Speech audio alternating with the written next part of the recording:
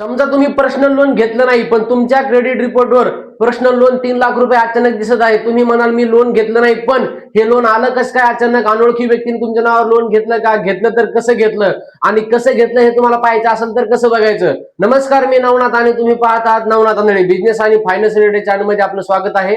चला तर सुरू करूया. तुमच्या कार्डावर कोणी किंवा तुमच्या नावावर पर्सनल लोन कोणी घेतलं आहे किंवा अनोळखी व्यक्तीने घेतलं आहे आणि ते कसं बघायचं? सर्वात आधी तुमचा क्रेडिट रिपोर्ट तपासा. तुमचा जो क्रेडिट रिपोर्ट आहे तो तपासा. त्यावर कळेल तुम्हाला तुमच्या कार्डावर तुमच्या नावावर किती लोन आहे किंवा तुम्ही लोन घेतलंय की नाही घेतलं हे तुम्हाला त्याच्यावर कळेल.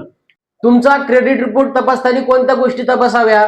तुमचं पर्सनल लोन असेल, होम लोन असेल, कार लोन असेल, एज्युकेशन लोन असेल, क्रेडिट लोन असेल, एखाद्या गोष्टीवर तुम्ही लोन घेतला आहे, एखाद्या सोसायटीवर किंवा तुम्ही एखाद्या सोसायटीचं लोन घेतलं आहे किंवा तुमचं कार लोन असेल, पर्सनल लोन असेल, क्रेडिट कार्डावर जे लोन घेतलं आहे, तुम्ही एखाद्या प्रॉपर्टीवर लोन घेतलं आहे, या सगळ्या गोष्टी तुम्ही क्रेडिट रिपोर्ट मध्ये तपासा आणि त्याच्यानंतर तुम्ही विचार करा मी खरंच एखादं पर्सनल लोन घेतलं आहे का, एखादं लोन मी घेतलं आहे का, हा स्वतःला विचारा आणि जर नसेल घेतलं तर त्यावर तुम्ही रिपोर्ट करू शकता.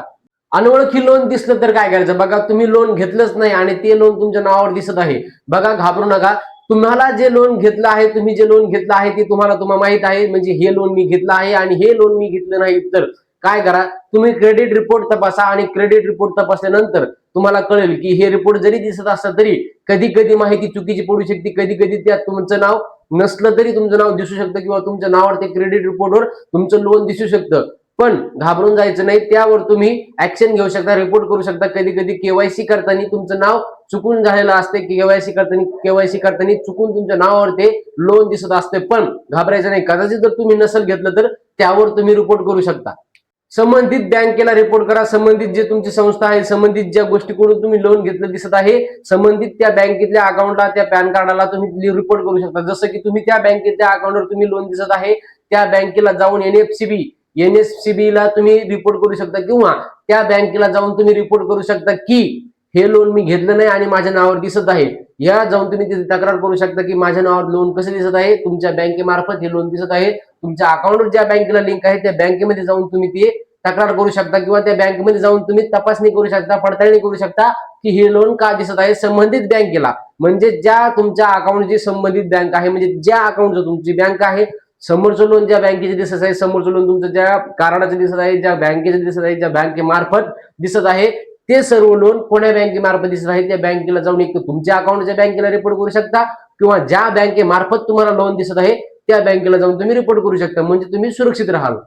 पॅन कार्ड आणि इतर केवायसी माहिती तुम्ही गुपित ठेवा किंवा सुरक्षित ठेवा. बघा, तुमचं पॅन कार्ड तुम्ही कोणालाही देता, कुठेही पॅन कार्ड दिलं, कुठेही फोटो पाडला, कुठे झेरॉक्स काढली, झेरॉक्स तिकडेच राहिलं, अशा गोष्टी करणं टाळा. कारण तुम्हाला जे ओटीपी येणार आहे, तुम्ही याला कोणी ओटीपी सांगतं पॅन कार्डाशी निगडीत, म्हणजे तुमचा जो आर्थिक व्यवहार सगळा होत आहे तो पॅन कार्डाशी निगडीत आहे. त्यामुळे तुमचं पॅन कार्ड सुरक्षित आहे का हे तपासा आणि तुम्ही कोणालाही ओटीपी देऊ नका. ओटीपी देणं टाळा, म्हणजे ओटीपी तुमचा एक पासवर्ड आहे, त्या टाइमात तुम्ही ते पैसे तुमचे जाऊ शकतात किंवा तुमच्या नावावर लोन कोणीही काढू शकतो. पॅन कार्ड आणि ओटीपी सारख्या केवायसी सारख्या गोष्टी तुम्ही सुरक्षित ठेवा. तुमच्या नावावर लोन काढायला तुम्हाला संशय वाटत असला तर डॉक्युमेंट केवायसी झालेले हे डॉक्युमेंट ईमेल असेल ती ईमेल तुम्ही सुरक्षित ठेवा. तुमचे जे ईमेल आहेत आलेले ते ईमेल सुरक्षित ठेवा. तुम्हाला जो बँकेचा मेसेज आलेला आहे तो मेसेज स्क्रीनशॉट काढून सुरक्षित ठेवा.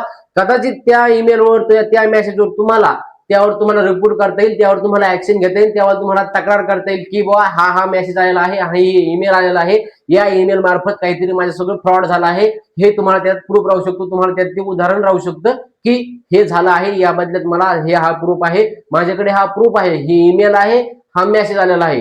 हे गोष्टीकडे जास्ती पडताळणी होऊ शकते. या गोष्टीकडे तुम्ही जास्त लक्ष देऊ शकता आणि हे लक्ष दिल्याच्या नंतर तुम्हाला त्यामध्ये सुरक्षा वाटायला लागेल. सुरक्षात एक तुम्हाला भक्कम उदाहरण राहील की तुम्ही तो स्क्रीनशॉट काढून ठेवला आहे त्या मेसेजचा, त्या ईमेलचा, ते ईमेल आणि स्क्रीनशॉट जपून ठेवा. कारण येणाऱ्या काळात तुम्हाला त्या बदल्यात तुम्हाला काहीतरी प्रूफ राहील की हे मला ईमेल आला आणि याच्यातून मला फ्रॉड झाला आहे.